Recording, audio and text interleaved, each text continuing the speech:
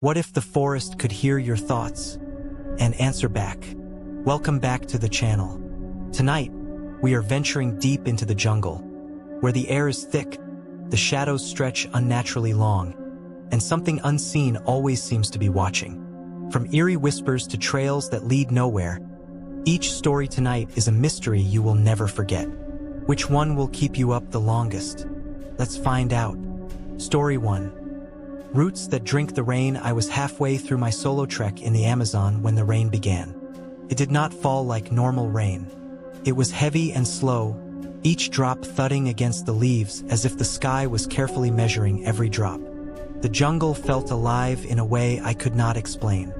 Not just with the hum of insects or the rustle of animals, but with something aware. My GPS had died hours ago, so I was following the markings I had carved into the bark earlier. Only now they were gone. The trees looked identical, smooth, wet, and unmarked.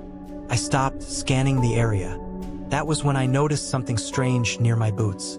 The roots were moving, not swaying in the wind, but pulsing, like veins pumping blood. Each thick root seemed to be drawing in the rainwater, pulling it deep into the earth. I took a step back, and the nearest root twitched toward me, just slightly, as if sensing my presence. I froze, my breath shallow.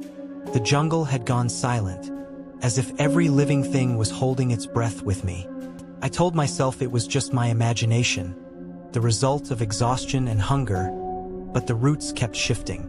Slowly, deliberately, I turned and started walking, careful to avoid stepping on them. But no matter which direction I chose, they were there.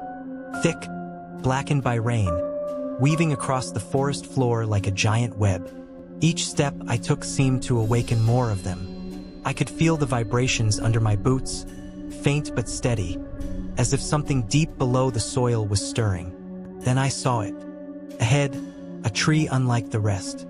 Its trunk was massive, so wide that 10 people could not wrap their arms around it. The roots that reached from its base were thicker than my legs, and they were moving the most. Their tips slid beneath the soil and reappeared elsewhere, carrying water, leaves, and something darker. The smell hit me, metallic, sharp, like blood.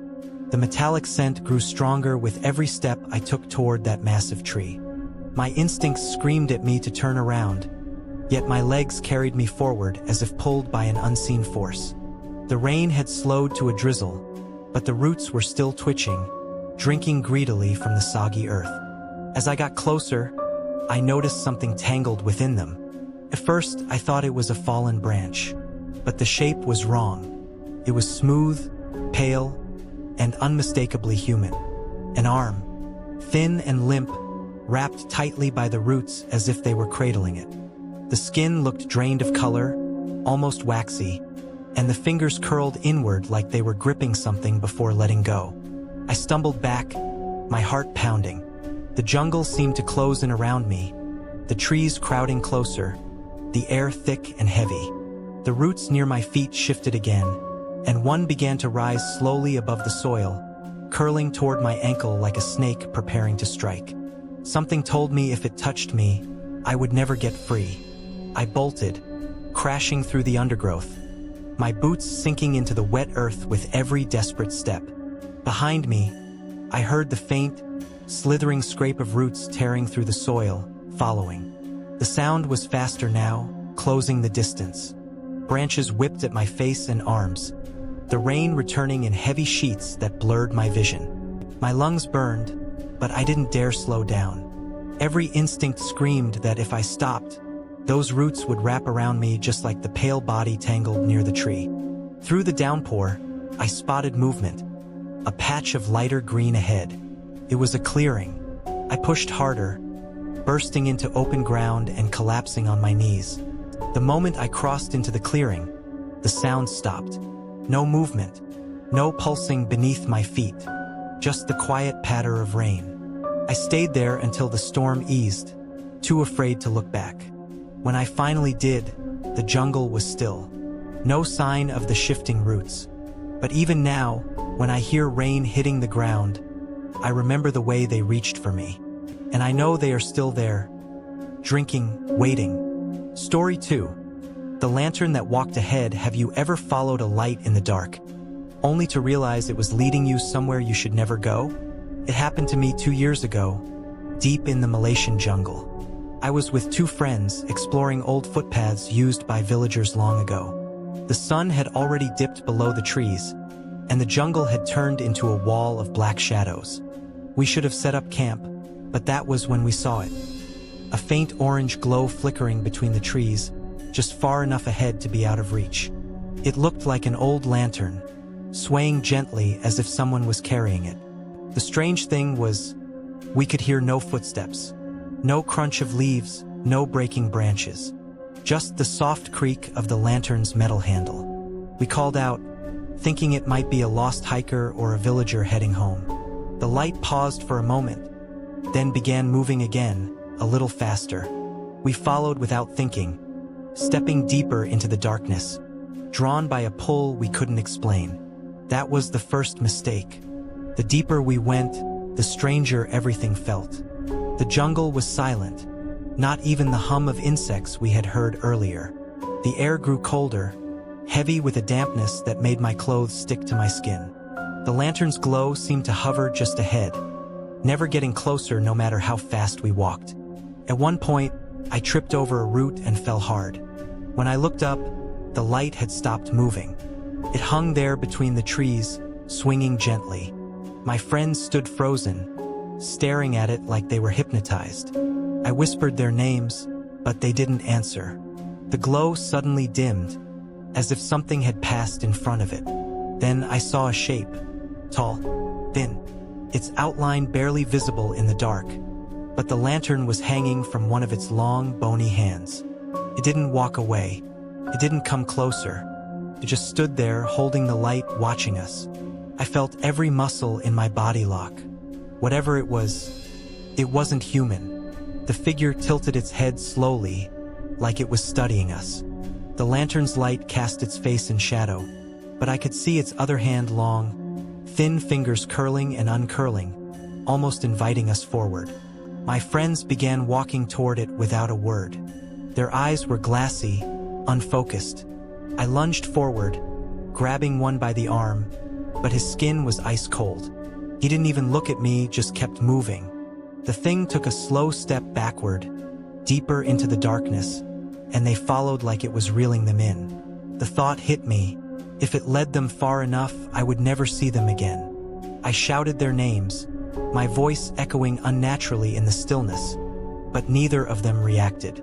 The light swayed from side to side, almost in rhythm with their steps, pulling them closer. I knew I had one chance to stop this. I grabbed the nearest rock and hurled it at the lantern. Passed straight through the glow, hitting nothing. The light flickered violently, and the figure froze. For a moment, I thought it might vanish, but instead, its head turned toward me. I could not see its face, only 2 dim, hollow shapes where eyes should have been. My chest tightened, every instinct screaming at me to run, but my legs refused to move. The figure raised its free hand, palm open, and the glow began to dim until the jungle was almost completely black. Then, without warning, the lantern shot backward into the trees, faster than any human could move. My friends collapsed where they stood, gasping as if they had been underwater. They didn't remember following it or even seeing a light at all. We left that part of the jungle before sunrise. I never told them what I saw holding that lantern. I don't think they would believe me, but sometimes, when I'm alone at night, I see that same faint orange glow through my window, swaying gently, waiting for me to follow again. Story 3. The river that remembers. There is a river deep in the Congo that locals refuse to cross after dark. They say it remembers the faces of those who die in its waters and calls them back. I was part of a small research team studying rare plants along its banks. We had been warned by the villagers not to camp too close, but the river was the only water source nearby. That night, the jungle was restless. The current seemed louder than usual, rushing and churning as if a storm was coming, though the sky was clear. Around midnight, I woke to the sound of voices. At first, I thought it was my teammates, but the words were in a language I did not recognize. I stepped outside my tent, and that was when I saw them. Figures standing knee-deep in the water, their faces pale and still, eyes reflecting the moonlight. One of them looked exactly like a man I had seen in a photograph at the village, a fisherman who had drowned in the river years ago. He was staring right at me. I could not move. The man's gaze felt heavy, almost pulling me toward the water. More figures began to appear beside him, rising slowly from the current. Their clothes hung in tatters, swaying gently with the movement of the river. None of them blinked. The voices grew louder. It was not just speech anymore. It sounded like humming, deep and low, vibrating through the air and into my chest. My skin prickled as if the sound was inside me, urging me forward. Behind me, I heard one of my teammates stir in his tent. The moment he stepped outside, the figures turned their heads toward him in perfect unison. His eyes went wide, and he whispered my name, asking what they were. I had no answer. The man in the center lifted his arm and pointed directly at me. The water around his waist began to swirl, pulling at the other figures until the current was spinning in a slow circle. I felt the ground beneath my feet tremble. Something was rising from below. The water bulged upward as if something massive was pushing from beneath. My teammate grabbed my arm, whispering for us to run, but my legs felt locked in place. The figures in the river did not move, their pale faces still fixed on me. The humming grew louder until it was all I could hear. Then the surface broke. A shape emerged, too large to fully see in the dim light. I could make out long, slick tendrils reaching toward the shore. They did not splash or drip. Instead, they slid across the water as if the river itself had formed them. One of the tendrils brushed against the leg of a figure in the water, and in an instant, that person sank beneath the surface without a ripple. My stomach twisted. I realized they were not standing in the river. They were part of it. The tendrils began to curl toward me, moving with slow, deliberate intent. I snapped out of my trance and stumbled backward, pulling my teammate with me. The tendrils slid onto the shore, dark and glistening in the moonlight. Wherever they touched, the ground seemed to soften and sink, as if the earth itself was giving way to the river. We ran toward the tree line, the sound of rushing water following close behind. It was not just the current anymore. It was voices, dozens of them, calling my name over and over, some sounding like people I knew, others like whispers from dreams I had long forgotten. When we reached the safety of the dense jungle, the noise stopped. I turned back, my chest heaving, and saw only the calm, moonlit river.